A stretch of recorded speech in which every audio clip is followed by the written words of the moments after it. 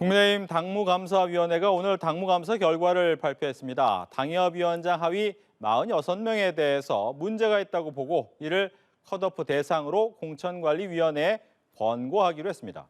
이 결과를 바탕으로 공천 작업이 본격화할 것으로 보입니다. 민주당 역시 공천 룰과 관련해 논란이 계속되고 있는데요. 정연국 전 청와대 대변인, 배종호 세한대 교수 두 분과 함께 이야기 나눠보겠습니다. 안녕하십니까? 안녕하세요. 안녕하세요. 일단 당무감사 결과가 나왔는데 46명이에요. 204개 지역 가운데 22.5%. 어떻게 보셨습니까? 그렇죠. 조금 예상은 됐던 부분입니다. 네. 총선기획단에서 지난번 20에서 30% 사이라고 얘기를 했었거든요. 근데 이제 지금 22.5%, 46명인데 네. 여기에 대해서 앞으로 여론조 개인 지지도를 또 오늘 그 위원장이 얘기를 했는데 개인 지지도가 당의 지지도보다 낮을 경우에 이 또한 공천관리위원회에 공고를 하겠다 이렇게 얘기했기 때문에 아마도 46명 플러스 알파가 될 것으로 나중에는 그렇게 결론이 지어질 것으로 예상이 되는데 상당히 뭐 당무감사 결과이기 때문에 뭐 종합감사를 한 결과이기 때문에 그 결과대로 나온 수치이긴 합니다만은 아마도 당사자들 입장에서는 아마 긴장을 계속 할 수밖에 없겠죠. 예. 근데 지금 얼마 전에 그런 정보지가 한번 돌았지 않습니까? 그렇죠. 정보지가 돌아서 한번 당이 발칵 뒤집혔는데 아마도 내일부터 또 시끄러워지겠죠, 당이. 알겠습니다. 문제는 이제 이런 명단이 올라가게 되면 물갈이의 시작이 됐다라고 봐야 됩니까? 어떻습니까? 대대적인 물갈이가 시작이 된 거죠. 가장 중요한 것은 현재 전체 24곳의 당협위원장 네. 가운데 46명, 그러니까 22.5%거든요. 네. 그러면 이 22.5%, 46명 안에 현역 의원이 과연 몇 명이 들어있는가가 더 중요한 것 같아요. 지금 이제 국민의힘의 공천 기준하고 네. 지금 민주당의 공천 기준하고 좀 차이가 있습니다. 지금 이제 국민의힘 같은 경우는 하위 20%에 대해서는 아예 공천 배제, 그러니까 컷오프 시키는 것이고 지금 민주당 같은 경우는 현역 의원 네. 하위 20%에 대해서는 20% 감산. 근데 이걸 이제 하위 10%에 대해서는 30%로 감산한다고 그러니까 지금 이 공천 기준만 보면은 네. 국민의힘이 더 엄격한 거예요. 그러니까 일단 쇄신 경쟁에서는 지금 국민의힘이 앞서고 있는 거예요. 예. 그래서 제가 볼 때는 만약에 이 명단이 안 나왔는데 46명의 명단 가운데 지금 현역 의원이 더 많다. 네. 그러면 이제 상당한 파란이 좀 예상이 되고요. 예. 물론 또 여기에 누가 포함되어 있는가도 굉장히 중요해요. 만약에 여기에 당 중진이라든지 특히 이제 TK, PK, 영남에 또 그리고 윤핵관이 포함이 돼 있다면은 네. 더 엄청난 파문이 일 것으로 보여져요. 예. 그래서 그 명단이 언제 발표되느냐도 굉장히 촉각을 곤두세우고 지켜봐야 될 대목입니다. 아마도 명단은 발표되지 않을 것 같습니다. 그렇지만 한번 김 대표가 한번 얘기한 적이 있어요. 명단을 일찍 발표를 하는 것이 어떨까 검토하고 있다 이렇게 얘기했는데 명단이 발표되면은 여러 가지 부작용들이 생길 것이기 때문에 아마도 명단 발표는 되지 않을 것 같은데 1위는 누구, 원내 1위는 누구, 원외 1위는 누구라고 나오지 않았습니까? 예, 예. 배현진 의원하고 나경원 의원 나왔는데 아마 46명 명단은 나오기가 힘들지 않을까 싶습니다. 그렇지만 어떻게든 흘러나오지 않을까 싶기는 한데 예. 아마도 영남 지역 의원들이 가장 긴장을 하겠죠. 지난 2020년도만 하더라도 TK 의원 물갈이 폭이 60%가 됐단 말이죠. 그렇죠. 지금 이번에도 아무래도 영남 지역 의원들일 텐데 사실 저도 그 명단은 궁금합니다. 알겠습니다. 저는 좀 다르게 보는 네. 게요. 명단은 어떠한 방식으로든 제가 볼 때는 공개될 가능성이 높다. 비공개 당에서 공식으로 하든 네, 네. 비공개로 하든 왜냐하면 결국은 이렇게 하위 20%를 이제 컷오프 시키기로 결정한 이유는 결국은 공천 혁신 경쟁에서 앞서겠다라는 것이거든요. 근데 이 명단이 공개가 안 되면은 그 파장이 굉장히 약화되는 것이죠. 그래서 저는 어떤 방법을 통해서도 네. 공개가 될 것으로 보여지고요. 예. 이거는 예상입니다만은 상당히 좀 깜짝 놀랄 만한 영남 다선의 중진이 포함되어 있을 가능성이 높다. 그리고 만약에 그렇지 않다면은 네. 뭐냐, 뭐 하위 20% 이상을 컷오프 시켰다는데 알고 봤더니 뭐 별거 없구만. 이렇게 되면 이제 오히려 역풍이 불거든요. 그래서 제가 볼 때는 상당히 뜻밖의 네. 영남, 다선, 중진이 포함되어 있을 가능성이 높다. 이렇게 전망을 합니다. 예, 두 분의 얘기가 어떻게 될지 또 지켜봐야 될 것 같은데 또 한 가지는 이렇게 혁신 경쟁을 하면서 국민의힘 입장에서는 혁신위와 지도부 간의 갈등이 있습니다. 왜냐하면 중진 용태론 네. 아니면 험지 출마론을 얘기를 하고 있는데 이제 공식으로 제안한다는 거잖아요. 근데 예. 거기에 대해서 들어는 줄게 정도에서 끝나는 거니까 이번은 어떻게 되는 겁니까? 예, 좀 아슬아슬합니다. 네. 지금 혁신위가 30일 날 보고를 하겠다는 건 아닙니까? 지도부가 그 보고안을 받고 어떤 결론을 내려야 될 것 아니겠습니까?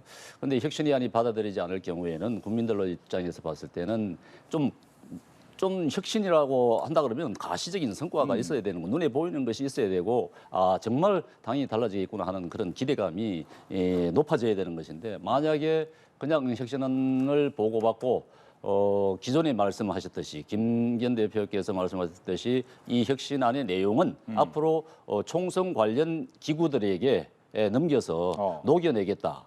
한 말씀이 있었는데 그게 말하자면 이제 총선기획단도 그렇고 총선관리위원회가 이제 다음 달 중순쯤 뜰 것 같은데 그때 그 반영시키겠다 이런 의도거든요. 네. 근데 그렇다 그러면은 혁신안에 대한 즉각적인 실행이 이루어지지 않기 때문에 국민들로부터 상당한 좀 뭐 불신을 받는다고 할까요? 좀 기대에 못 미친다 이런 불만이 팽배해질 수가 있습니다. 그렇기 때문에 제가 보기에는 혁신위가 모종의 결심을 하지 않았나 싶습니다. 모종의 결심을 했을 것으로 보이는데 당 지도부 입장에서는 혁신안에 대해서 좀 전폭적으로 받아들일 수 있는 자세가 있어야 된다. 저는 그렇게 봅니다. 예, 어떻게 지도부가 받아들일까요? 제가 볼 때는 뭐 지도부는 지금까지 안 받아들였잖아요. 그렇죠. 근데 갑자기 받아들일 가능성이 있을까요? 지금 김기현 지도부가 받아들이기 어려운 것은 사실상 이뇨한 혁신위가 요구하고 있는 것은 일단 당 지도부 물러나라. 네. 사실상 물러나라는 거예요. 불출마하든지 아니면 험지 출마하라는 얘기니까. 그리고 두 번째로는 당 중진, 다선들 물러나라. 그 얘기거든요. 세 번째로는 이른바 윤핵관들, 친윤 핵심들 물러나라라는 얘기인데 이걸 지금 받을 수가 있겠습니까? 예를 들면 김기현 대표 같은 경우 그렇다면은 자신의 정치 생명을 여기서 끝내야 되거든요. 그러니까 반대로 지금 김기현 대표 같은 경우는 울산에 내려가서 네. 의정 보고서를 3차례나 이뤘지 않습니까? 이 얘기는 나 안 물러나겠다.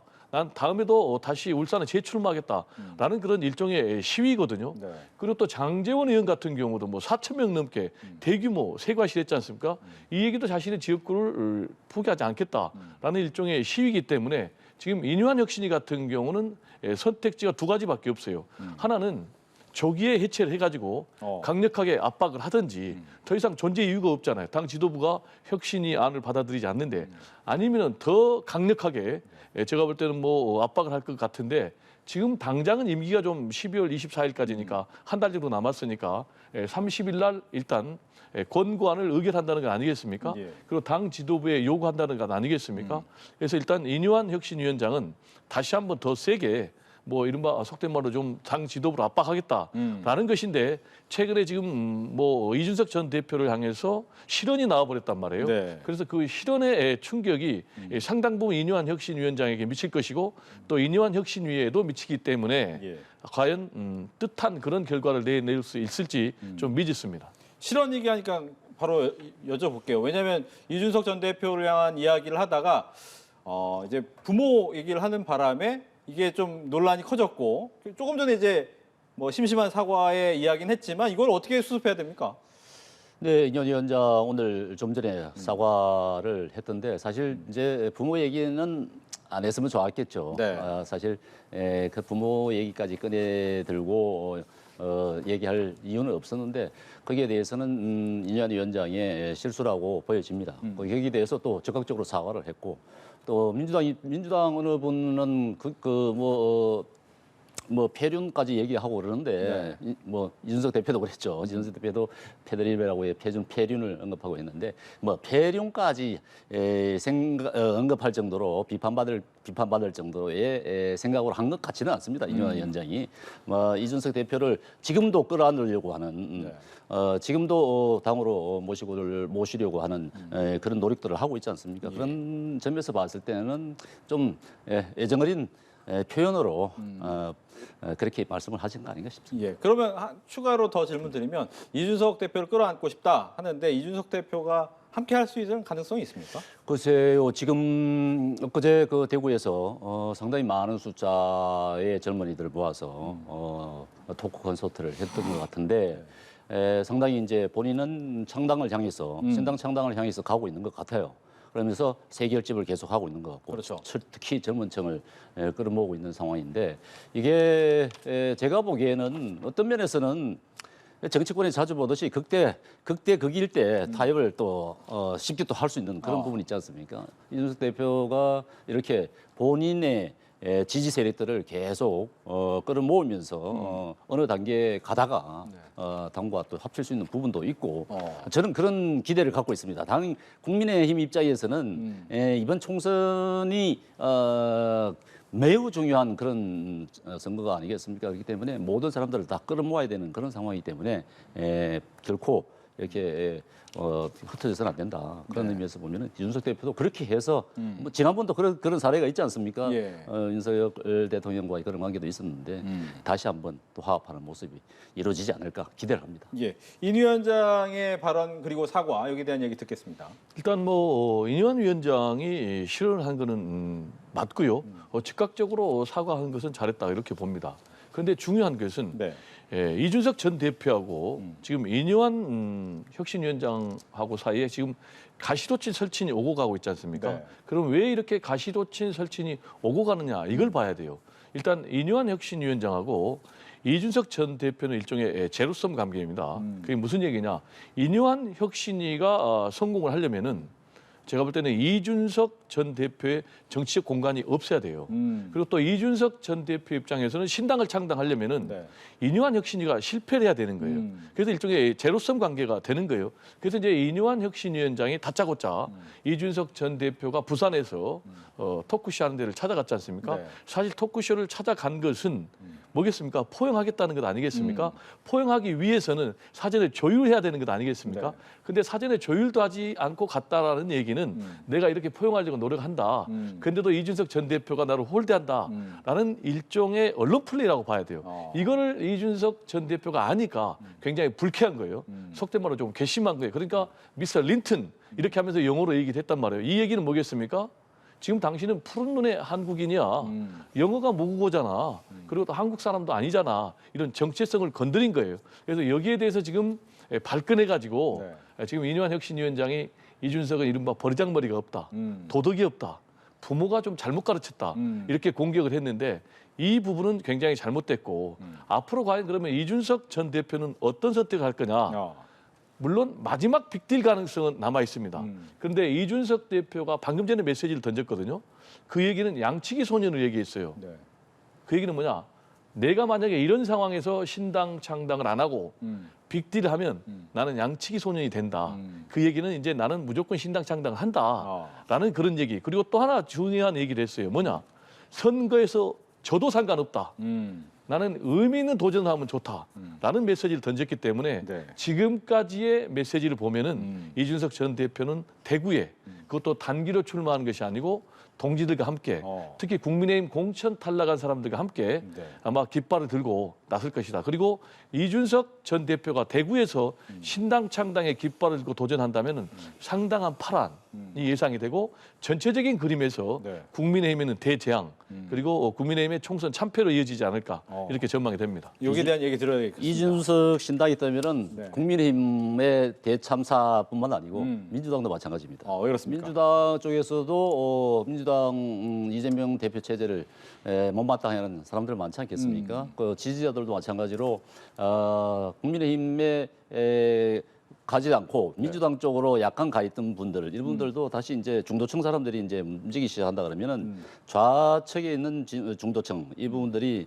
이준석 신당 쪽으로 옮겨갈 가능성이 크기 때문에 민주당 쪽에서도 좀 많이 빠질 겁니다. 민주당 쪽 상당히 긴장을 해야 된다 하는 부분은 이미 여론조사 결과도 나와 있는 부분들이 있고 하기 때문에 아마도 민주당 쪽도 이준석 신당이 떠는 데 대해서는 그렇게 달고하지 않을 것 같은데요. 예. 그러면 결과적으로 제3당이 성공할 수 있다는 겁니까? 제3당은 성공 가능성이 상당히 좀 희박하죠. 만약에 선거제도가 연동형 비례대표제가 도입이 된다면 제가 볼 때는 신당의 공간이 열리는 거예요. 근데 지금 뭐 국민의힘이나 민주당의 흐름을 보면 연동형 비례대표제를 잘 안 하려는 것 같아요.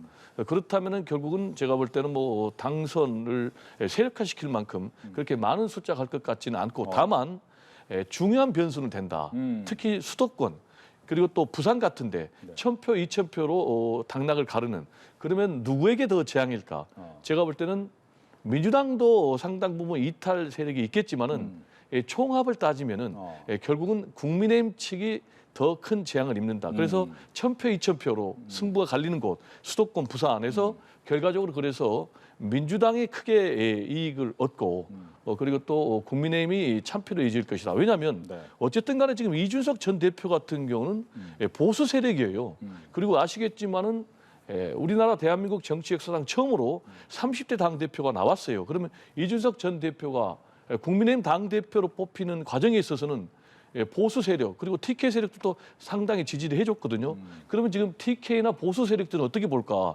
현 윤석열 정권의 성공을 바라면서도 동시에 차기의 미래 지도자로 이준석 대표를 키우고 싶은 이런 마음도 있거든요. 그래서 종합적으로 보면 국민의힘에서 더 큰 이탈 세력이 나오고 더 큰 타격을 입을 것이다. 이렇게 봅니다. 아마도 선거제에 따라 달라질 겁니다. 지금 만약에 지금과 같은 양당제 체제로 병기평으로 간다 그러면은 사실 이준석 신당이 뜬다 하더라도 크게 효과를 보지 못할 겁니다. 본인도 분명히 알고 있을 것이고 지금 현역 의원들이 신당에 이준석 신당에 합류를 하겠다고 생각하는 사람도 거의 없습니다. 그렇기 때문에 본인도 그렇게 이게 뭐 순탄한 길이라고 생각하지 않을 텐데 뭐 지금 우리 양당 체제가 굳혀진 이런 상황에서 제3신당이 해서 성공을 하려고 하면은 굉장한 그런 조건들이 필요한데 저는 아직까지도 이준석 신당에 대해서 가능성이 그렇게 높지 않다. 그렇게 생각하고 싶습니다. 알겠습니다.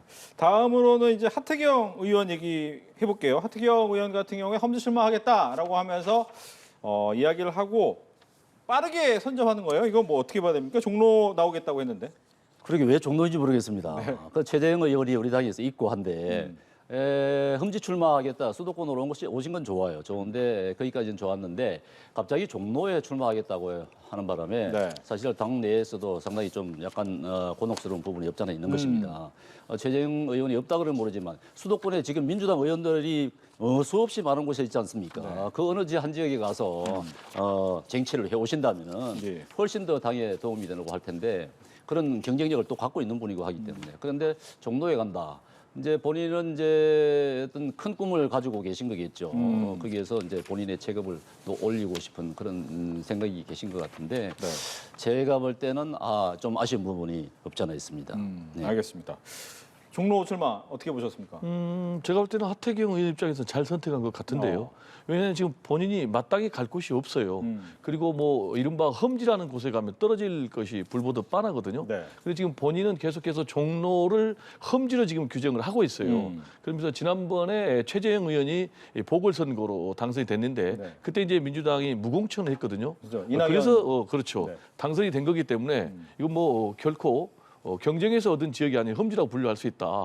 그러면서 이제 자신이 종로로 나가겠다라는 건데 이 얘기는 뭐겠습니까? 지금 현재 최재형 의원과 경선하면 본인이 한번 해볼 만하다라는 이제 그런 판단한 것 같아요. 근데 중요한 것은 가장 다크호스가 있죠. 한동훈 법무부 장관. 한동훈 법무부 장관 같은 경우는 지금 종로로 나갈 가능성이 굉장히 높게 지금 전망이 되고 있거든요. 물론 또 이준석 바람이 대구에서 심하게 일어날 가능성이 있다면 뜻밖의 지금 한동훈 법무부 장관이 대구의 깃발을 꼽을 수가 있어요. 왜냐? 이준석 신당 바람을 차단하기 위해서. 그렇지만은 제가 볼 때 종합적으로 보면 하태경 의원의 도전이나 또는 뭐 최재형 의원의 사수나 결국은 한동훈 법무부 장관이 어디를 선택하느냐. 그래서 만약에 한동훈 법무부 장관이 종로를 선택한다면은 제가 볼 때는 뭐 여기에 대항할 만한 그런 적수는 아무도 없어 보입니다. 한동훈 장관이 종로 나올까요? 글쎄요. 한동훈 장관이 출마하는 거는 뭐 기정사실화된 것 같은데 종로 저는 역시 종로보다도 본인은 이제 사실 총선에서 큰 역할을 해야 됩니다. 온다 그러면은 출마를 결심했다 그러면은 전국을 다녀야 될 그런 사람이지 않습니까? 네. 사실 제가 울산에 있습니다만 울산 분도 얼마 전에 한동훈 장관 울산 내려갔을 때 어디에 오냐고 굉장히 물어보는 사람들이 많았어요. 그만큼 인기가 많은 곳이에요. 많은 분입니다. 그러니까 전국을 다니면서 아마 바람을 일으킬 수 있는 충분한 그러한 자질을 갖고 계신 분이기 때문에 네. 전국을 다니면서 지원할 수 있는 그런 지역이 마땅하다. 그래서 본인이 가서 아주 힘들게 선거를 할 수 있는 그런 지역은 돼서는 안 될 것이다. 저는 그렇게 봅니다. 그런 의미에서 보면은 종로보다는 저 비례대표 쪽으로 가서 전국으로 다니면서 지원하는 것이 맞을 것 같다 싶습니다. 알겠습니다. 민주당 얘기로 넘어가겠습니다. 민주당도 당무위원회를 열고 앞서 잠깐 언급은 해주셨어요. 뭐 이제 하위 10%에 대한 감산 비율을 좀 바꿨습니다. 이 감산 비율 바꾸는 걸 가지고 비명계에서는 이거 시스템 공천 무너졌다 이렇게 얘기를 하더라고요. 근데 시스템 공천이 왜 존재하죠? 그리고 총선 공천 기준이 왜 존재하죠? 결국은 총선에서 승리하기 위한 것 아니겠습니까? 네. 근데 만약에 기존에 만들었던 총선 기준 또 이 시스템 공천이 오히려 공천 혁신 경쟁에서 장애물이 된다면 과감하게 바꿔야 되는 거죠. 아까도 제가 잠깐 말씀드렸지만은 지금 공천 혁신 흐름을 보면은 민주당의 국민의힘에 뒤지고 있어요.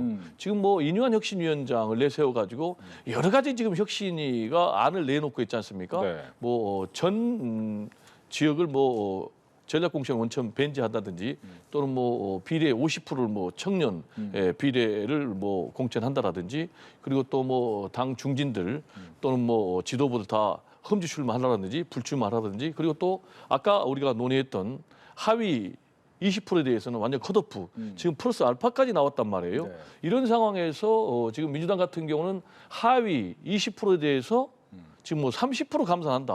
그 중에서 하위 10%만 한해서 예. 그러면 이게 비교가 되겠습니까? 그래서 저는 이런 공천 혁신 경쟁이 계속된다면 특히 지금 이 공천 혁신 경쟁이 중요한 이유는 결국은 총선 승패를 좌우하거든요.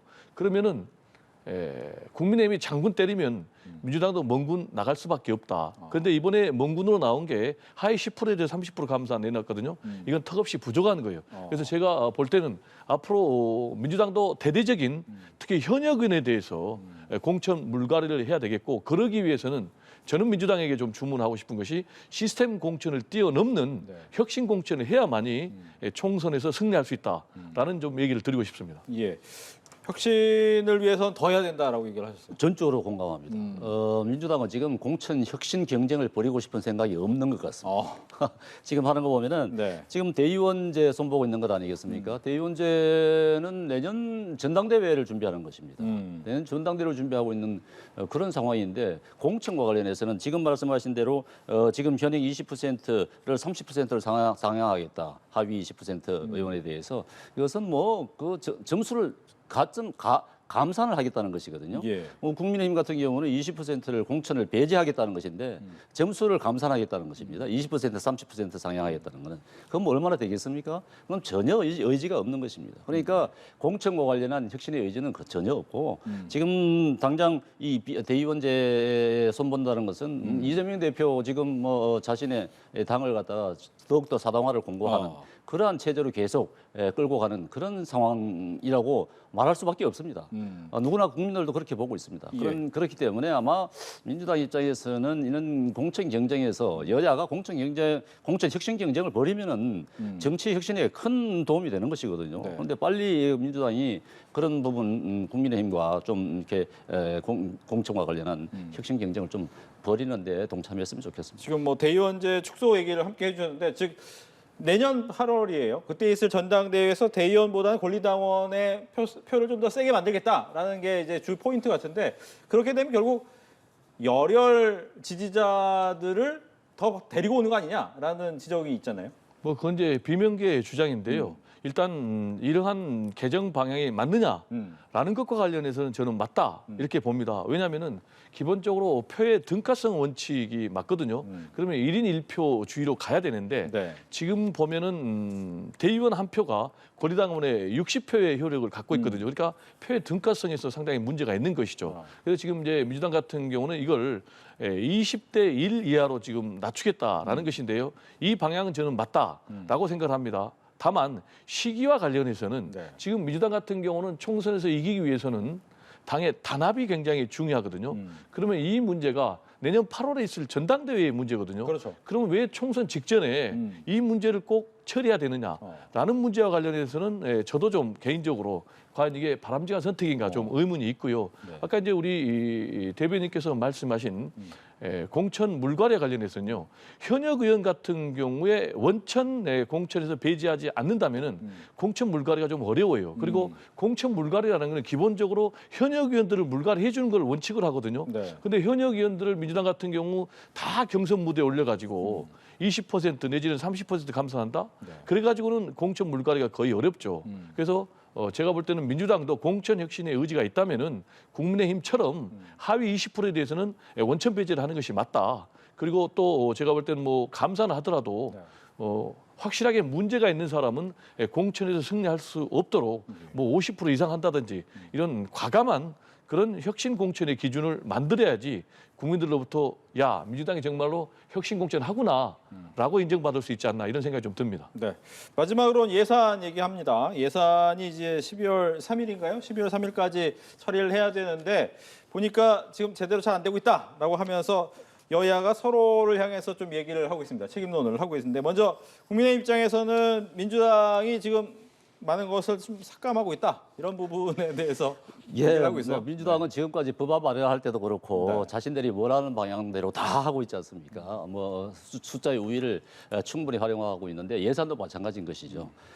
지금 법안들도 자기들 마음대로 하다시피 하고 있는 여당인지 야당인지 알 수 없는 그런 상황인데 이 예산도 그렇습니다. 예산도 지금 윤 대통령이 이제 선거에서 졌다 그러면은 그 정권이 일을 할 수 있는 그런 기반 정도는 어느 정도 줘야 되지 않겠습니까? 그래야 그렇게 정책을 펼 수 있는 예산 정도는 보장해 줘야 정책을 펴고 그것을 국민들의 선택을 받고 만약에 그 정책이 잘못됐다 그러면 표로 심판을 받고 이렇게 하는 것이 바람직한 민주주의인 것이죠. 그런데 정책 자체를 펴지 못하게끔 발목을 잡는다. 그것은 결코 바람직하지 않은 것 아니겠습니까? 근데 민주당 지금 예산 계속 정권에 대한 정부에 대한 이제 발목 잡기 형태로 예산을 활용을 하려고 하는 모양인데 그렇게 해서는 안 됩니다. 국민들을 위해서도 그렇게 해서는 안 되는 것이기 때문에 예산은 협의 좀 잘 했으면 좋겠습니다. 네, 민주당 얘기까지 듣겠습니다. 네, 민주주의 정신을 좀 지키자라는 얘기는요. 저는 뭐 여당만 적용해서도 안 되고 야당만 적용해서도 안 되는 거죠. 근데 이제 우리 대변인께서 민주당에게만 요구하는데요. 지금 윤석열 대통령께서 국정의 운영관이 그런 것 같아요. 지금 만약에 여소야대 전국에서요 대통령께서 제1야당을 무시하면 어떻게 되겠습니까? 결국은 대결 정치가 계속 되는 거예요.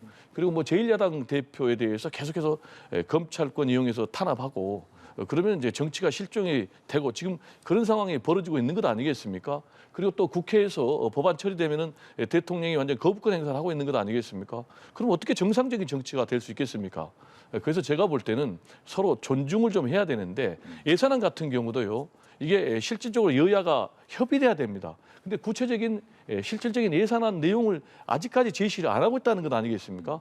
도망만 다니고 있다는 것 아니겠습니까? 그리고 예산안 같은 경우도 보면은 지금 뭐 R&D 예산을 16%나 깎아버렸지 않습니까? 그리고 또 뭐 지역화폐 예산은 전액 삭감하고 또 그리고 지방 예산은 대폭 삭감하고 이런 식으로 제가 볼 때는 예산안을 처리하려면은 예산안은 법정 처리 시한을 좀 지키기도 어렵고 앞으로 좀 국정이 계속해서 대결 국면으로 가기 때문에 일단 윤석열 대통령이 당장 제1야당 대표를 만나서 정상적인 좀 정치를 복원하고 협치의 시동을 걸지 않는다면 악순환만 계속될 것이다라는 얘기 좀 드리고 싶습니다. 네, 알겠습니다. 이렇게 해서 최근에 있는 정치 이슈에 대해 두 분과 함께 이야기를 나눠봤습니다. 오늘 얘기 잘 들었습니다. 네, 감사합니다. 고맙습니다.